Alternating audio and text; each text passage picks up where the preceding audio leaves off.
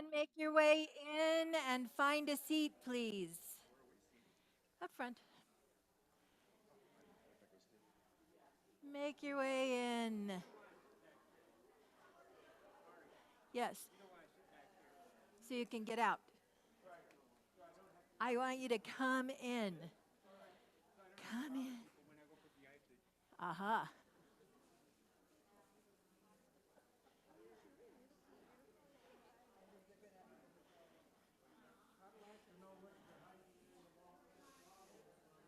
Good morning, friends. So, for, let's see, 12, 13, 14 years, I have counted my blessings because for 14 years, we have never had a morning where we didn't have a musician until today. We've got this. We can do it. So I had the great privilege of pulling some music for today, which is going to show up on our screen. And I'm going to invite you to settle in and to hear with special ears, right? There's a different thing that happens when somebody is alive or when we have it this way. They're both powerful energies, but they're different. So I want to invite you to settle into this morning's music and allow yourself to both take in the visual of it when there is visual, some of it is just sound, and to be really present. I'm going to tell you at the beginning about the end. In 1955, the peace song was written. It was written during a time that there was a lot of world turmoil, and it was written for a children's choir. And when we have it at the end of the service today, it will be performed by a children's choir. So rather than all stand, I want to invite you to stay close to one another, to hold hands, be close to one another, but also to allow yourself to be serenaded by the voices of children, to really hear the words through that, okay? All right, Mark, if you would play our opening song, we'll get started. Make me an instrument of your peace.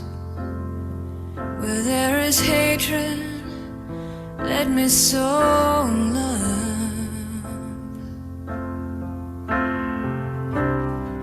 Where there is injury, where there is doubt, faith.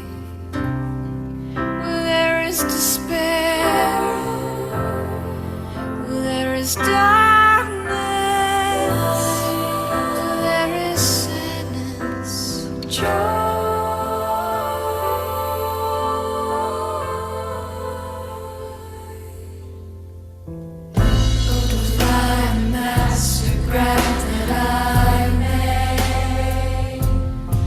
So much seek to be consoled as to console,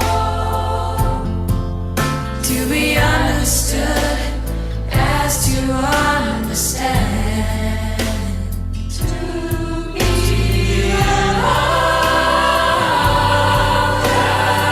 as to love, for it's the giving that we receive.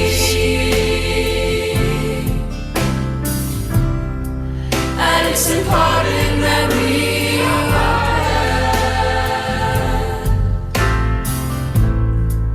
and it's in dying that we are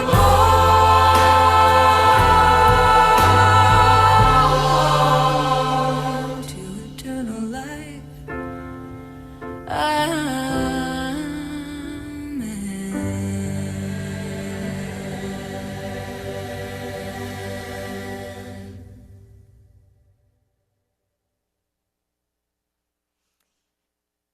How many of you recognize that as the prayer of St. Francis? Yeah. I know we have several people who grew up with that prayer. And every time I hear her sing it, it just gives me chills. We're going to talk about peace today.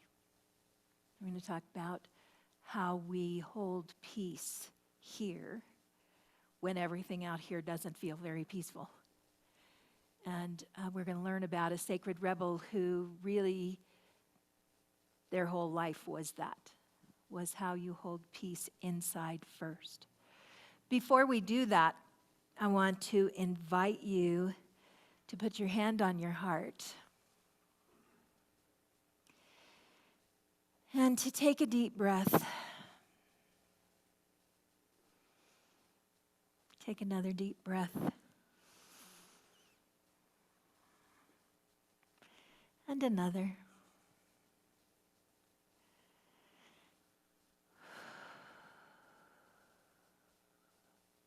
We're very blessed to have this place to come to have this opportunity to gather with one another, to be able to gather in person or to be able to gather across the ethers. We're very blessed to have community, to have a place of belonging, to have a place of meaning and purpose. We're very blessed to have a place of beauty, a place where wholeness is in existence, doesn't have to be created, just is. We're very blessed to have our very first return day to youth and family ministry. Very happy to have children here today and more children coming. Very blessed by so many things. Blessed by the safety of this place. So I invite you to notice your blessings. To notice the blessings beyond this place that are the blessings in your life. The people who are personally there for you. The other places that you belong. Family, friends, beautiful places you've visited or are intending to visit. Beauty you create in your own home, in your own way. What it is to be nourished. To have good water. To have our health in whatever form health is available to you today. To be thankful in gratitude. And let yourself settle in for a few peaceful moments. Keep your eyes closed. If you like, you can open them up, but I invite you to keep your eyes closed and just listen to the music.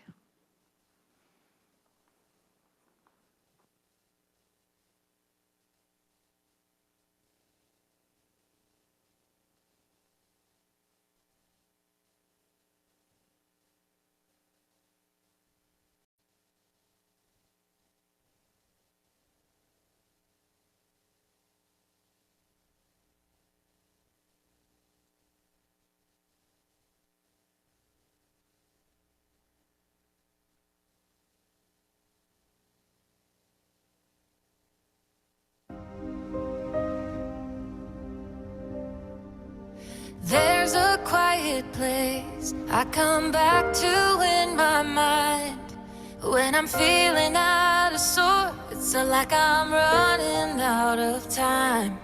Please give me peace until I take a breath. It can be easy to forget that I can make a difference just by steadying my head. Peace starts with me.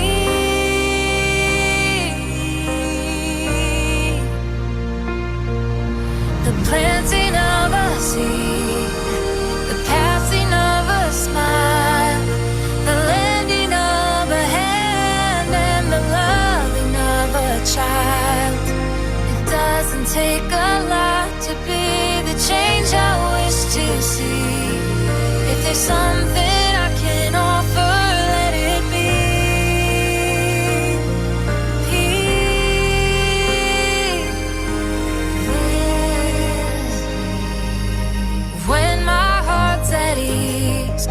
It's not difficult to see that we're all more connected than we ever dared to dream.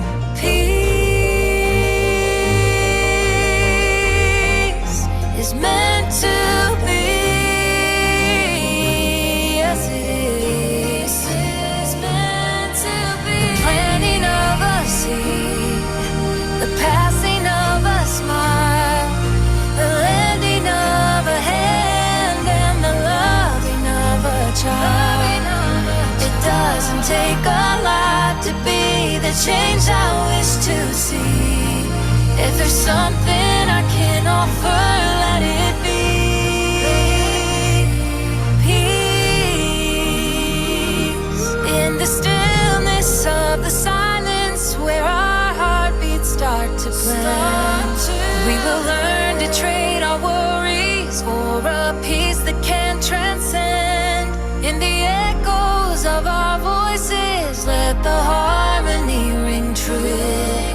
And together, maybe all we have to do is plant a little seed, pass a little smile, lend a little hand, and love a little child. It doesn't take a lot to be the change I wish to see. If there's something I can offer, let it be peace.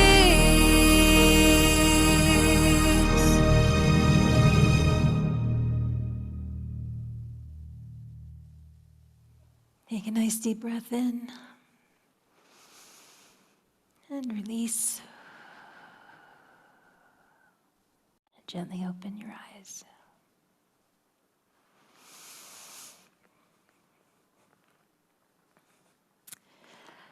Our sacred rebel said this: each one has to find peace from within, and peace to be real must be. Hey, Mark, I have a little feedback. Can you take that down a little? That's much better. Each one has to find his peace from within, and peace to be real must be unaffected by outside circumstances. Still a little bit more, Mark. Mark. Oh, here he comes.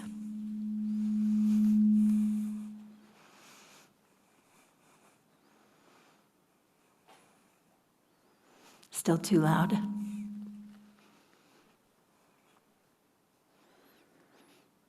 He worked all week.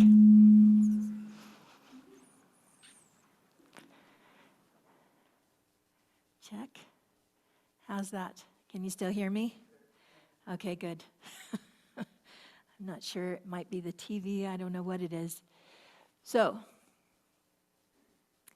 each person, to have peace, has to have it inside before they can experience it outside.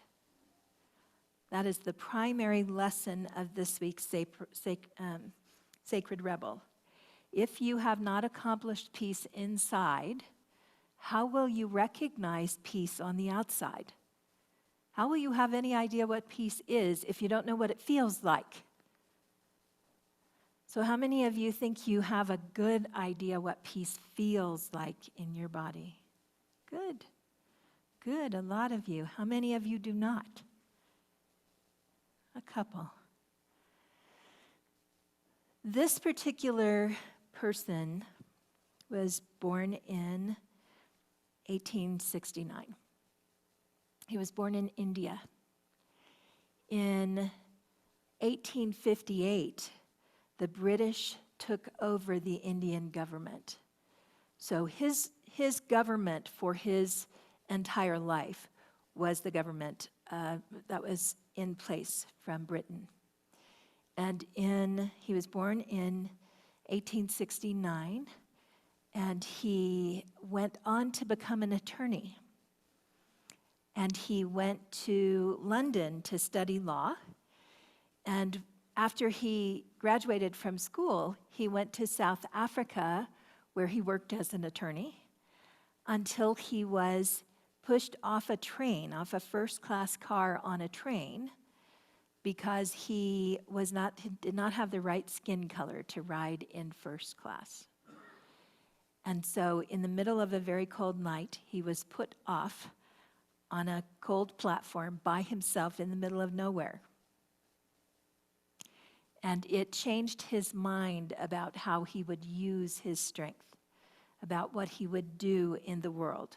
Because he sat on that platform and he asked himself how he could deal with hate without becoming hateful.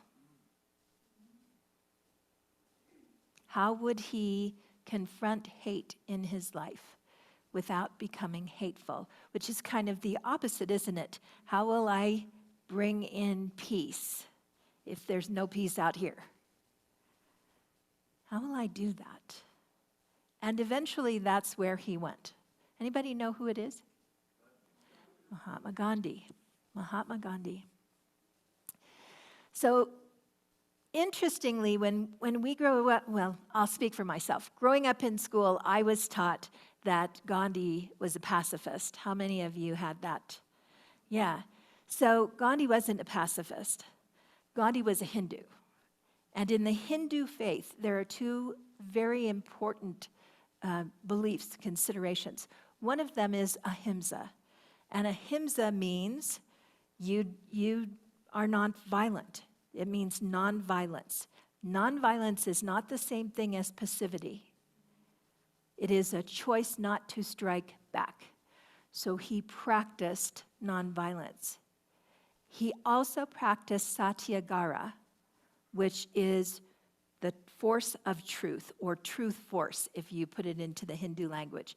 Truth force. It was very important to him to be in truth, to not operate from opinion, to not listen to opinion, but to find, seek, and stand for the truth.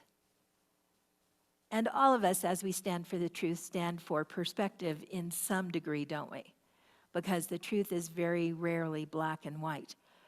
But there's a really big difference between standing up for what you believe or standing up for the truth. Right? Because if you're standing for truth, if you're committed to standing for truth, you've done your homework. You've taken the time and questioned yourself and said, could I be wrong about that? Maybe I'm wrong about that. Where else can I get more information?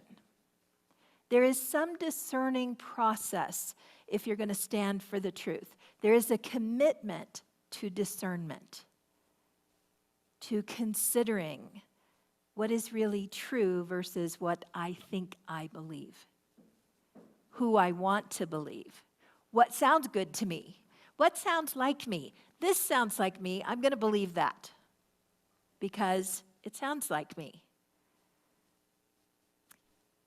Being in the world that we are right now, these two things together are really powerful. The concept that we don't have to resort to violence, and also the understanding that we are in pursuit of truth, which is foundational to unity. Unity began as the home of truth. That's what it was called. We are the home of truth. And when Charles Fillmore started looking into biblical teachings, he lined himself up with a scholar. So he took credit, or was given credit, for the Metaphysical Bible Dictionary, but it was his work alongside a biblical scholar that resulted in that book. The scholar did not want to put his name on it. But it wasn't just the work of Charles Fillmore. It was discerned, discussed, took years, became something, because the truth was important. So I say that to you because whenever we talk about peace, we have to ask ourselves what it is we stand for. What is it that is important about what we do in the world? And standing for peace is always, always something we care about. Nonviolence. Can we stand for peace and be nonviolent? It's kind of like if you spank your kids and then tell them not to hit somebody, right? What is it we're standing for?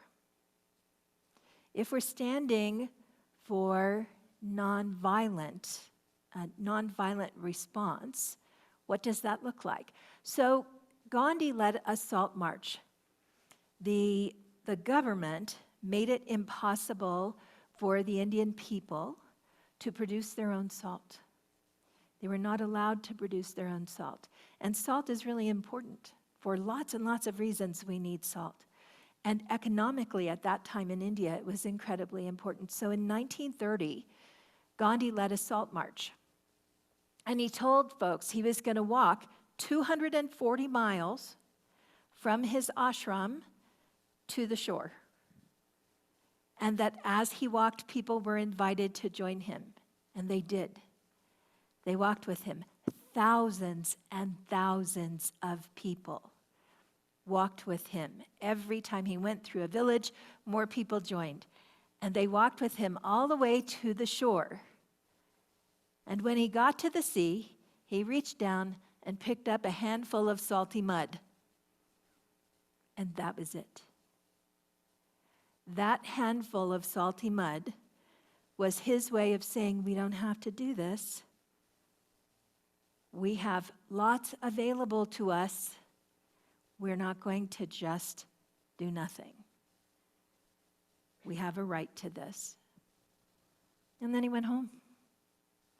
A few weeks later, there was a little bit of media coverage on that. A few weeks later, in a nearby town, local protesters stood in the way of the salt factory, tried to shut down operations by blocking the way. They were met by the local police and the British police, and they came in waves. And they came open-handed and peaceful, and they were attacked with clubs, line by line. Attacked, did not raise a hand, were beaten to the ground, hauled off. The next line came up, beaten to the ground, hauled off. Next line came up. An American journalist covered it, took pictures, covered it, and that story spread like wildfire, even through Britain, where people in that country said, this is not who we are, this is not how we do things. This is not what we're about. And it started something. It started a sense of what happens when we actually let the world see what's going wrong. So was Gandhi passive? No, Gandhi walked 240 miles. He just didn't hit anybody when he did it. Right? There's a big difference between those two things. Peace, to stand in that line, in that wave that came and came and came at the salt factory, and be in peace and not raise your hands. Could you do it? Yeah. Yeah. I don't know that I could do it. But it brings a big question to the heart, doesn't it? Because how many of you have gotten frustrated with somebody on the road lately? How many of you have had some little thing happen where somebody said something to you and you were just annoyed by it? Like, more annoyed than usual. Why am I so annoyed? Because there's so much going on. Because there's so much coming at us right now that our tolerance level is not as high.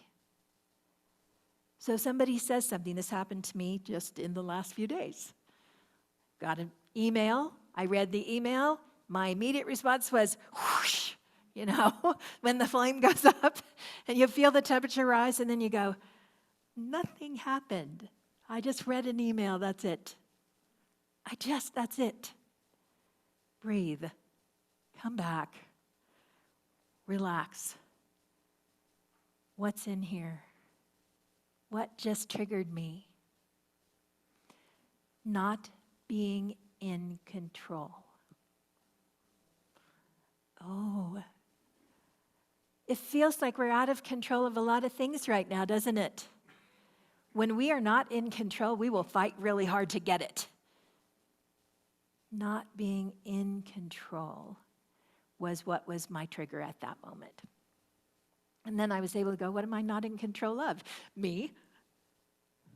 What I'm not in control of right now is me. My thoughts, my heart, my whatever. Whatever story I just let unfold in my head that is not my story. As soon as we realize that, we get to correct the story. We get to come back to our heart.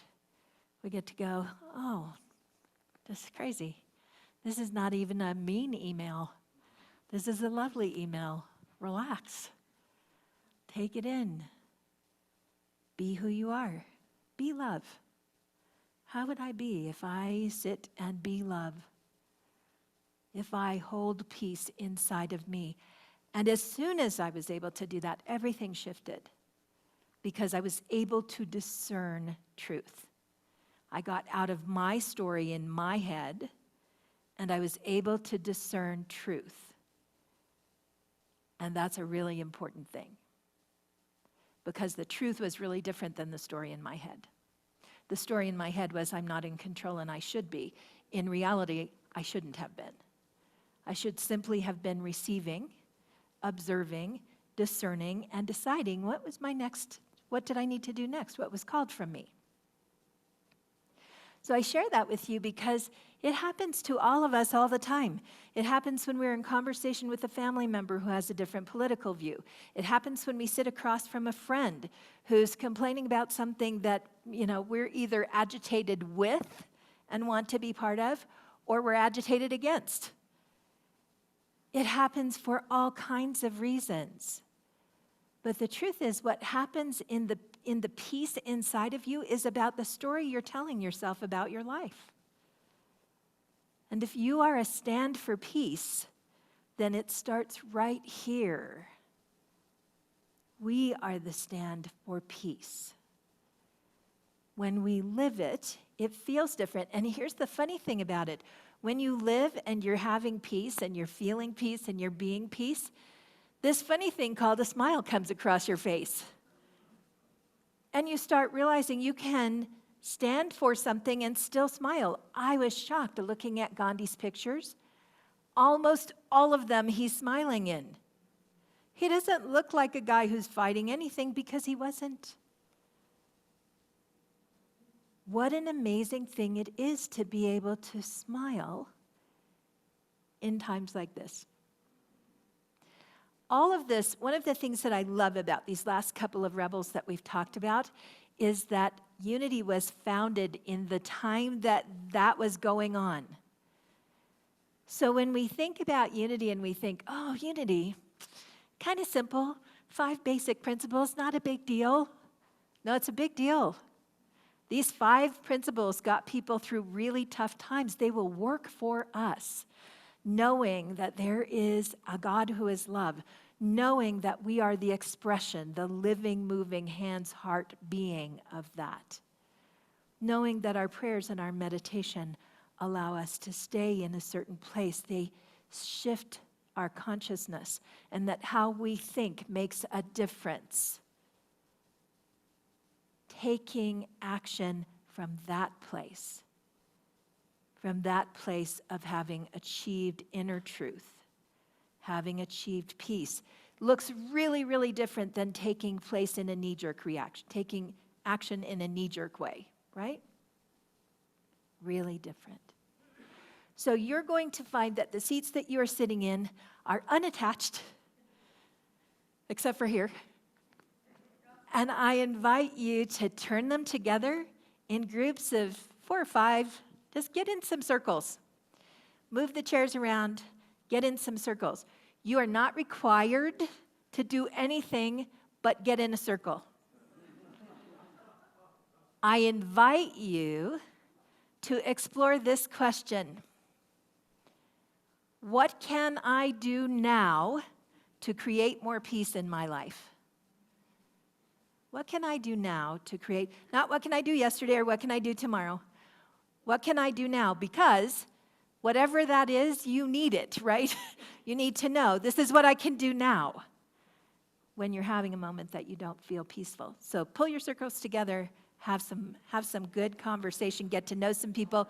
Be sure and speak your names and introduce yourselves.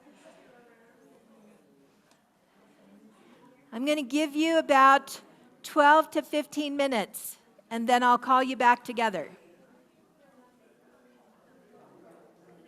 If you are online, you will go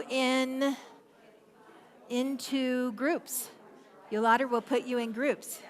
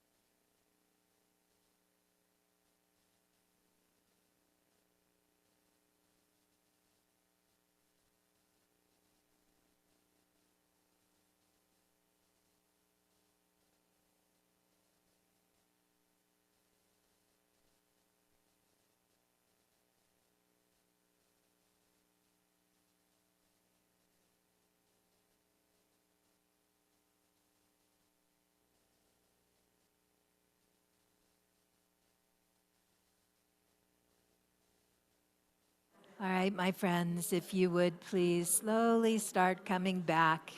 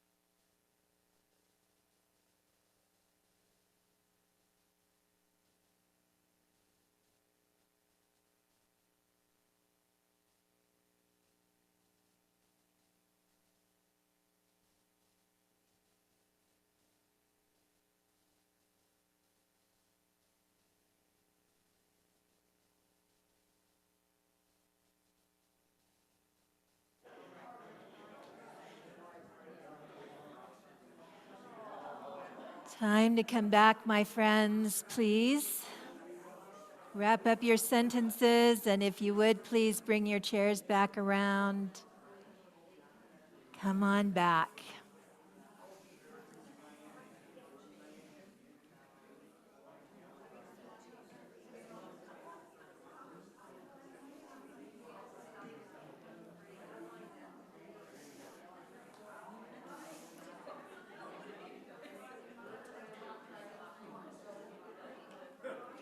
You're going to be able to continue these conversations as you move from here into fellowship. But if you would come back for a few minutes.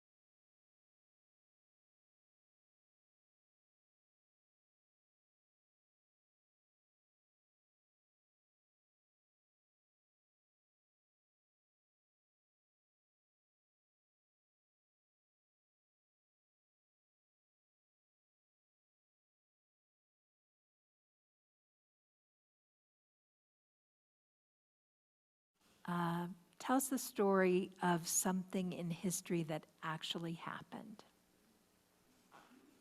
Mark, would you play that for me, please?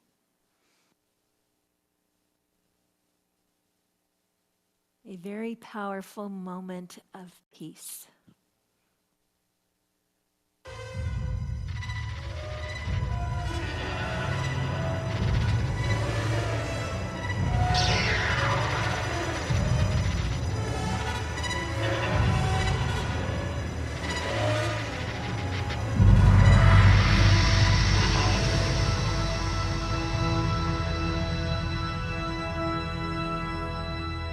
I light a candle to our love. In love our problems disappear. But all in all we soon discover that one and one is all we long to hear. All around the world, little children being born to the world. Got to give them all we can till the war is won. Then will the work be done? Help them to learn songs of joy instead of burn, baby, burn. Let us show them how to play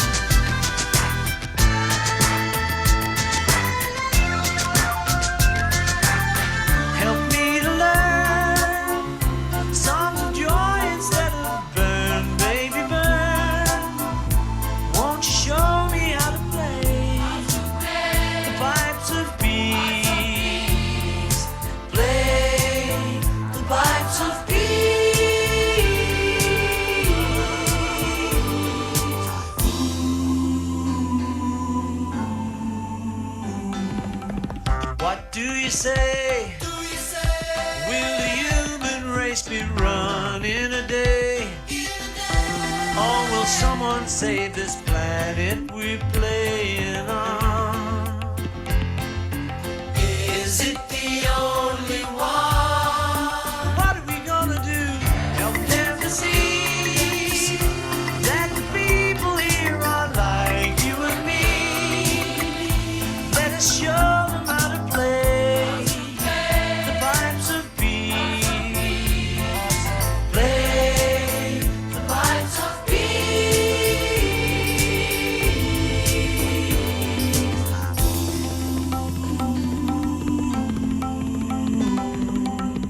I light a candle to our love. In love our problems disappear. But all in all, we soon discover that one and one is all we long to hear.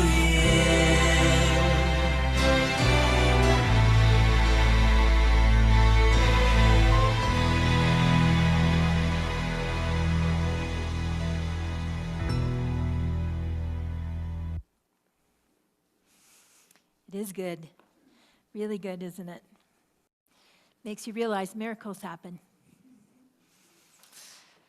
Yeah, we had a miracle happen this weekend. We had a youth and family ministry class. Yay. And I would like to ask our teacher, Afra, to come up. Our teacher this week, we have 3 who've signed up to come up with your young people and tell us a little bit about what happened. Good morning.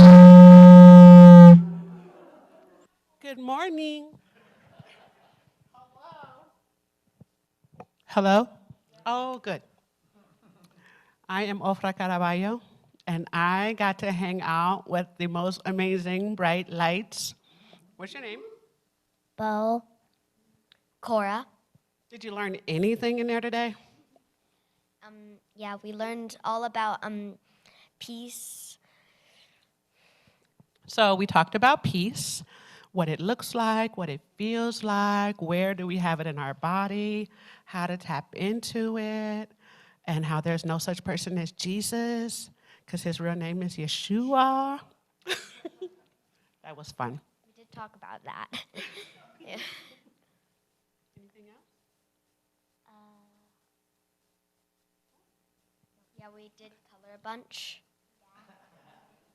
We came up with different words that represent peace and where we feel it in the body and what does it feel like, what does it look like, what does it sound like.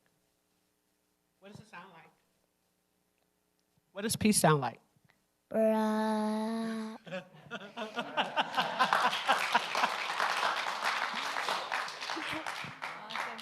Anything else? No. No? Are you coming back next week? Problem. Yeah.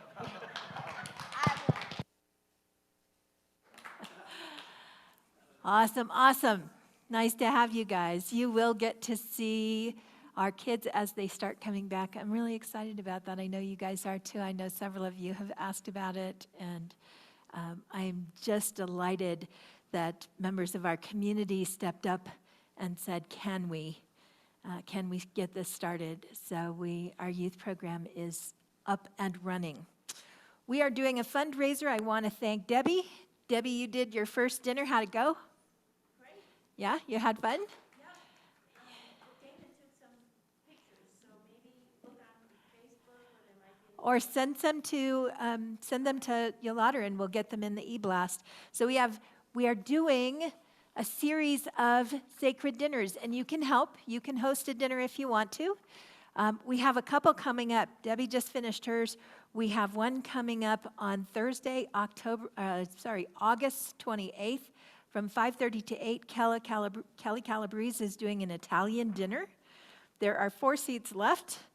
Please, no children or pets. Menu includes vegetarian pasta salad, vegan Swiss chard salad, and tiramisu, and other surprises.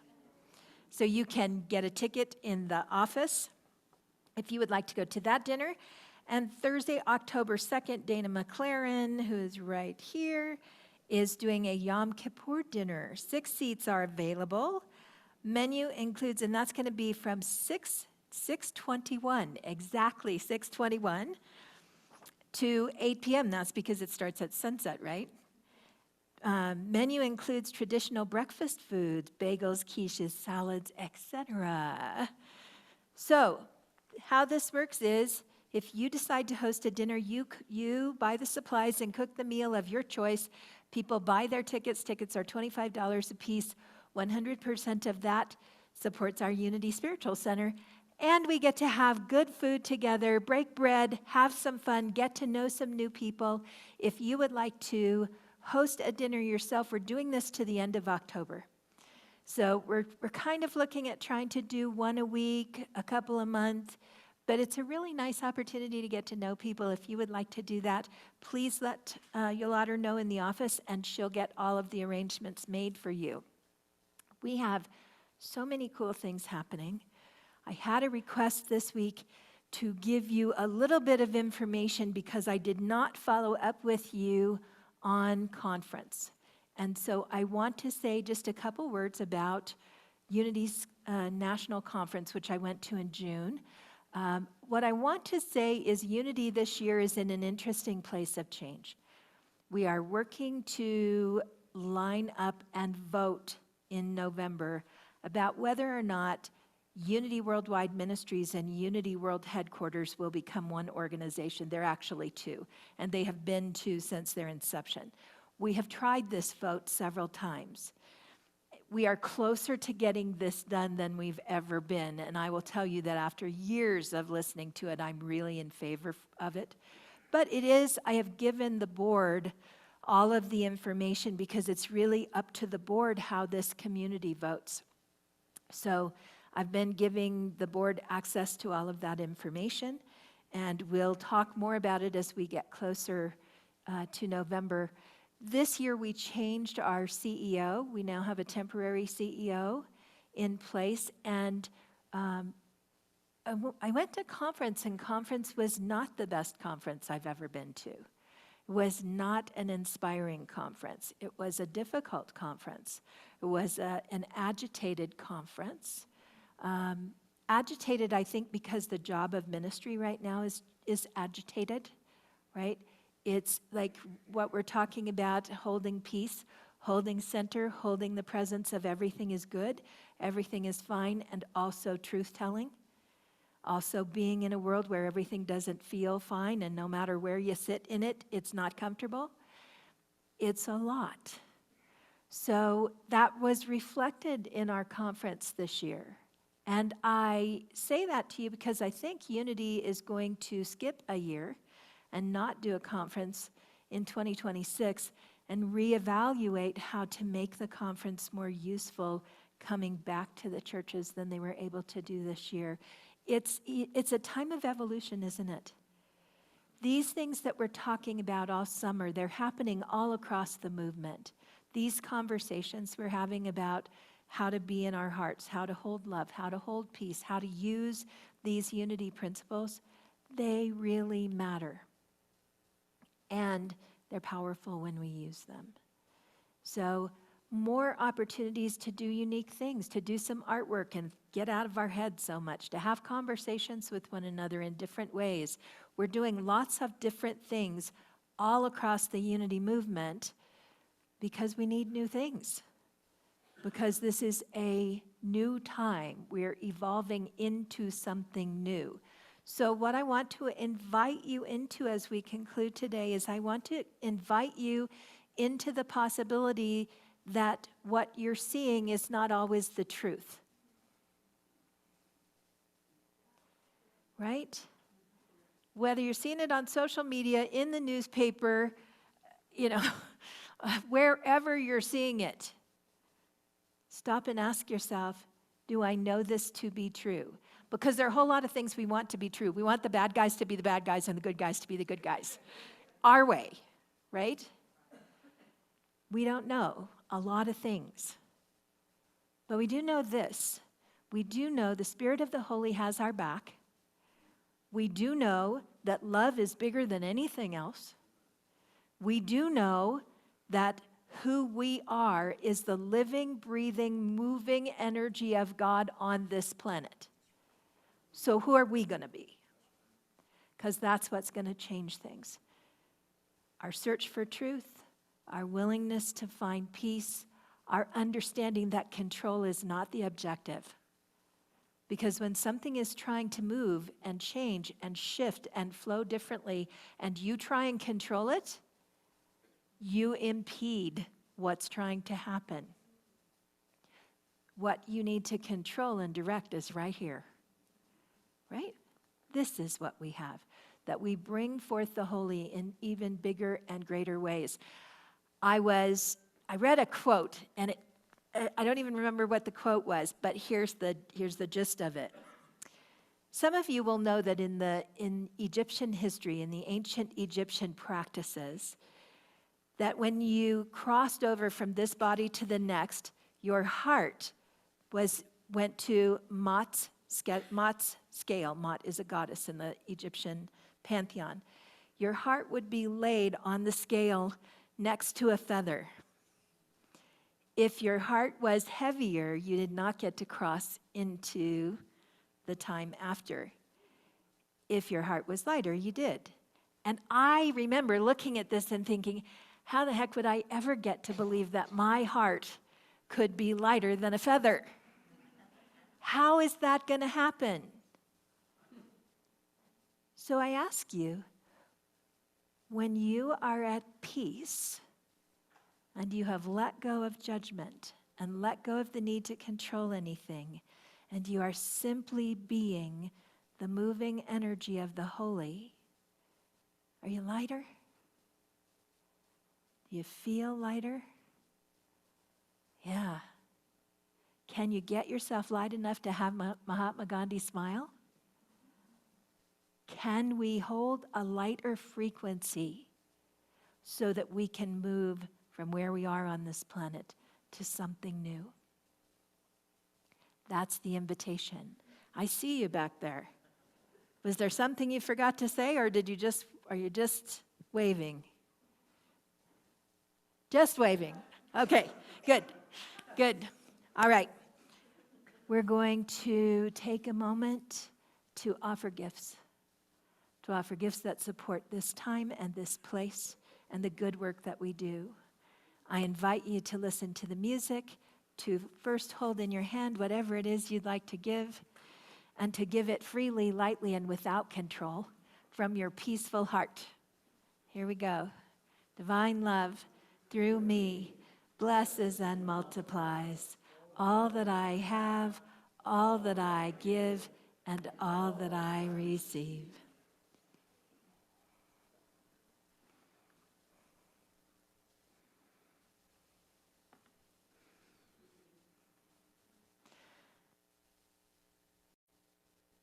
I'm pleased to say Reverend Roger will be here next Sunday. Yeah, I will not. Mark and I are going to a 4-day sound healing training certification. So we will be in Loveland next week, and Reverend Roger will be here. Mark, you can go ahead and play that. This is really cool. I love this. This is my favorite song of the morning. Oh, all I need is a little peace, a little peace. You express love by understanding how you would want to be loved. We're emotional creatures, and we need to be communicating in that fashion. Heard the news from a friend, cried in silence. Hard to bear, understand all this violence. There are times when my will is close to broken. It takes all I got to keep my heart open. Oh,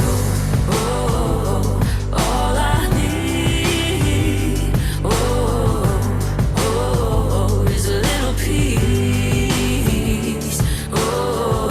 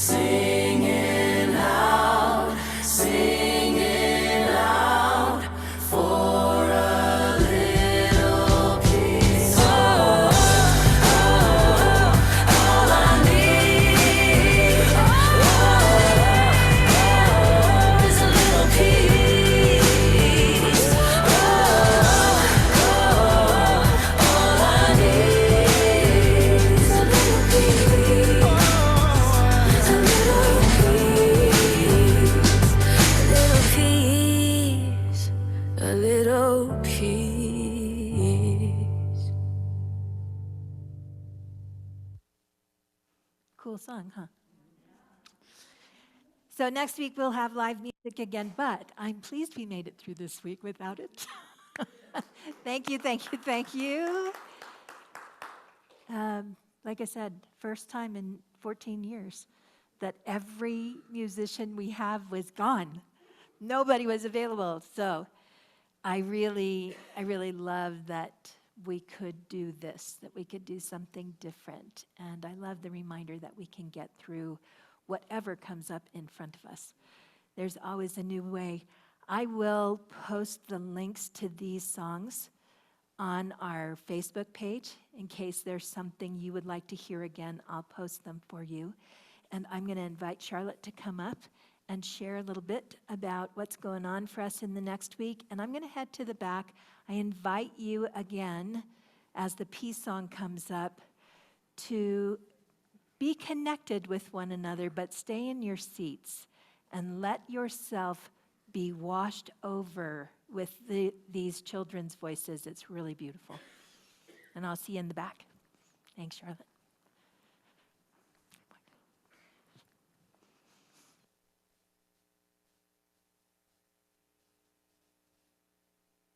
I'm on, I think. Oh, I am.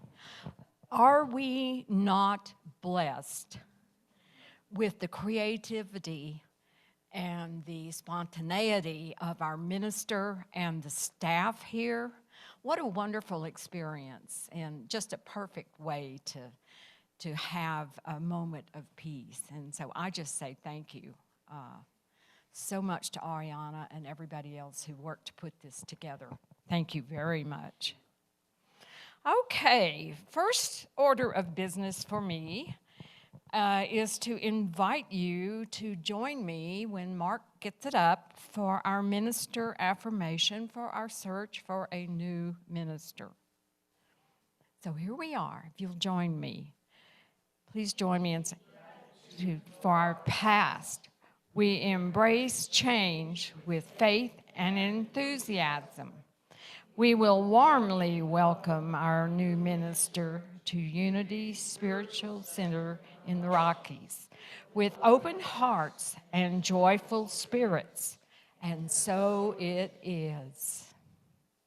Okay, the next thing that's on our agenda is to let you know who the platform flowers are. And we are so blessed with so many today because we have a bunch of people having birthdays this month. So, gotcha. So, first of all, these flowers are in honor of Richard Anthony, brought in by his beautiful wife, Linda. And Richard is celebrating on Tuesday his 88th birthday.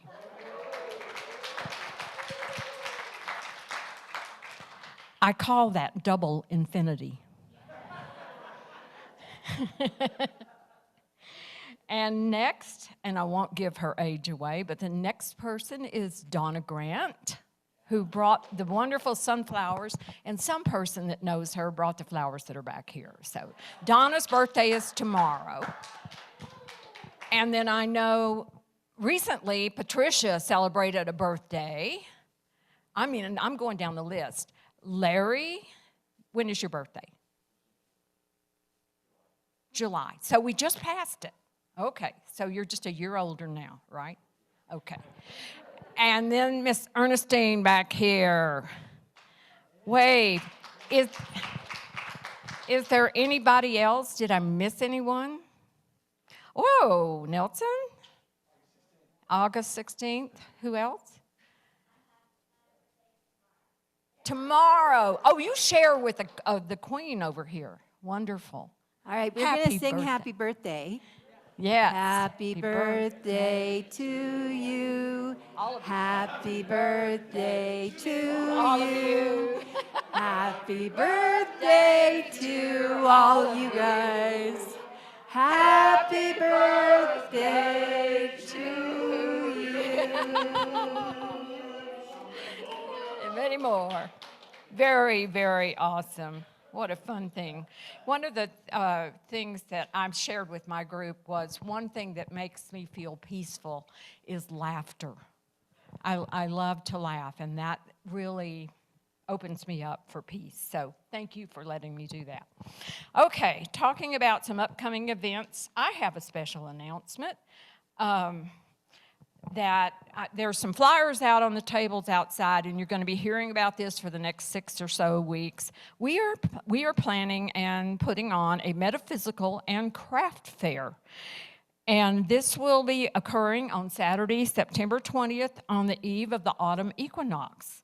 We are hosting, Lorelei Burrell and I are the chairs of this, but you are the participants for it. Please. We're hosting the Metaphysical and Craft Fair here at Unity in the Rockies from 9 a.m. to 4 p.m. on Saturday, September 20th, followed by a special equinox celebration led by our own Reverend Ariana Platten. We are featuring holistic practitioners, energy healers, and readers, as well as local artists and crafters from the greater Colorado Springs area. And the event will be held here in the sanctuary and in the fellowship hall, as well as we have available outside booths too. We have space for approximately 24 indoor vendors and up to 10 outdoor spaces, and we have vendors already signing up. This event is part fundraiser, part marketing for Unity Spiritual Center in the Rockies. If you're interested in participating as a vendor, or if you have a favorite practitioner or crafter you would like to recommend, please contact us through the Unity Rockies email, or find me after the service today. Spread the word. Sign up to volunteer, because we will need people that day, and show up and bring your positive presence and energy on the day of the event. Save the date, September 20th, 2025, 9 to 4. Thank you for your love and support from your chairs of this event. Okay? Next, Westside Cares wish list. Westside Cares is in need of table lamps, clock radios, coffee makers, fans, and small kitchen appliances for people moving into housing. You can pick up a list of needed items on the Westside Cares cabinet in the foyer on the left-hand side, and please bring your items to Unity, and someone will take them or drop them off at Westside Cares office. The Care Ministry team meets today at 12 p.m. in the sanctuary for updates on congregants in need of and a review of team resources. And I want to remind you, check the Unity newsletter, bulletin boards, online calendar, and Facebook page for updates. And you'll find these events and more on our Facebook and our website. Yes, ma'am. You guys should have received, if you're members, you should have received a list of dates to put on your calendar for town hall meetings coming up in August and September. By the end of September, we're hoping to have a vote. You know that we have been looking at how we move forward in this building over the next, however, what comes next? Do we stay? Do we move? What do we do? We're going to do 2 town halls so that we have plenty of time to discuss it, and then a vote on the 24th of September. So if you did not see that in your email, there are letters out here, and letters have also been sent to those of you who have said you don't have email. But feel free to pick up a copy out in the lobby with the dates, and please plan to come. Thank you. Thanks. Check the Unity newsletter, bulletin boards, online calendar, and Facebook page for updates, just like Ariana said. And that notice came out in an email. If you would like to be added to the Unity newsletter mailing list, or if you would like a Unity name tag, then please stop by the Unity office or email unity@unityrockies.org. And for those of you who are first-timers or new to our Unity group here, we have lunch in the fellowship hall. We have a special place for you to join us so that we can get to know you and acknowledge you, and you get to know us. And so right after we finish our peace song, you're welcome to go join us in the fellowship hall. Okay, I would like to invite Miss Jean to say her thing. This is our prayer chaplain for the day.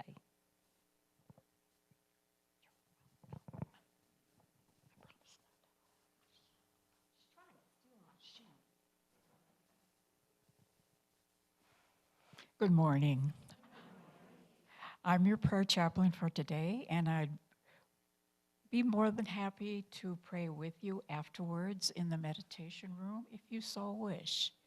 If you'd rather put your request in the prayer box in the back, that's good too, and we will pray over that and send them to Unity Worldwide, and they will pray for 30 days over your request. Let us now close with our closing prayer. The light of God surrounds us. I am that light. The love of God pours us. I am that love. The power of God protects us. I am that power. The presence of God watches over us. I am that presence. Wherever we are, God is, and all is well.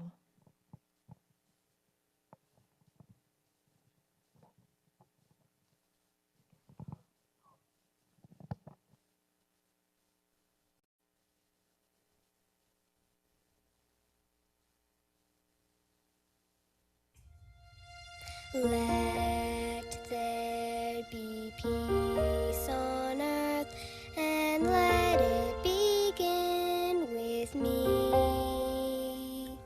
Let there be peace on earth, the peace that was meant to be.